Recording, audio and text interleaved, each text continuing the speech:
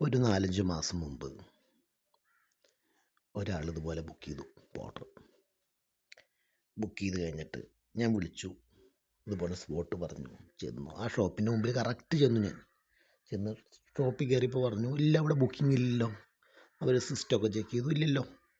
ഞാൻ പറഞ്ഞ സ്ഥലത്തേക്ക് ബുക്കിംഗ് ഇല്ല എന്ന് പറയുമ്പോൾ, നിങ്ങൾ ആ നമ്പറിലൊന്ന് വിളിച്ച് നോക്കുമെന്ന് പറയുമ്പോൾ, നമ്പറിൽ വിളിച്ചപ്പോൾ പറഞ്ഞു ഞാൻ പുറത്തുണ്ടെന്ന് പറഞ്ഞു. അയ്യോ ഇങ്ങോട്ട് ആ ഷോപ്പിൽ കയറണ്ട, ഞാൻ ഇപ്പോൾ ഒരു സ്പോട്ട് വെച്ചു എന്നുള്ള പുറത്തുണ്ട് എന്ന് പറഞ്ഞു. ഞാൻ ഇറങ്ങി ചെന്നപ്പോൾ അയാളൊരു ബോക്സ് തന്നു എൻ്റെ അടുത്ത്. ഇത് ഇന്ന സ്ഥലത്ത്, ലൊക്കേഷൻ കറക്റ്റാണ്, പിന്നെ ലൊക്കേഷൻ കറക്റ്റാണ് എന്ന് പറഞ്ഞു. ഉച്ചതിരിഞ്ഞാണ്. ഞാൻ അതും കൊണ്ടുപോയി.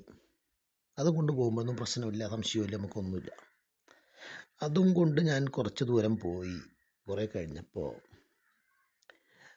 എനിക്ക് തോന്നി, ഇയാൾ പുറത്തുനിന്ന് ബുക്ക് ചെയ്തു, ആ ഷോപ്പായിട്ടൊരു ഇതുമില്ല, ഒന്നുമില്ല.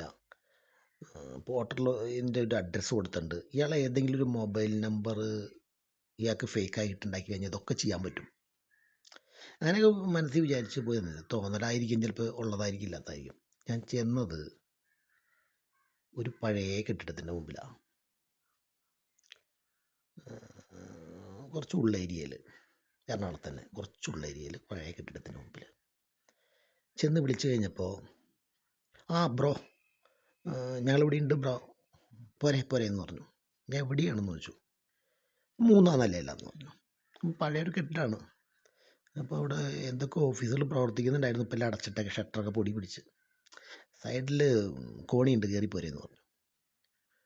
കയറി മുകളിൽ ചെന്ന് കഴിഞ്ഞപ്പോൾ എനിക്കൊരു പന്തിയല്ല ആ സ്ഥലം. ഒരു 4-5 പേര് അവിടെ ഇരിക്കുന്നുണ്ട്, ഒരു സുഖമില്ലാത്ത ആൾക്കാർ. എനിക്ക് ബ്രോ എന്ന് പറഞ്ഞു എന്നോട്. പൈസ തരുന്നില്ല കേട്ടോ, എനിക്ക് പൈസ കിട്ടിയിട്ടില്ല, അയാളുടെ നിന്നും കിട്ടിയിട്ടില്ല. ഞാൻ പറഞ്ഞില്ല, ഇത് തന്നിട്ട് ക്യാഷ് 130 രൂപ. അപ്പം മറ്റൻ പറഞ്ഞു ക്യാഷ് കൊടുക്കണമെന്ന് പറഞ്ഞു, മറ്റേ വേറൊരുത്തിനോട്.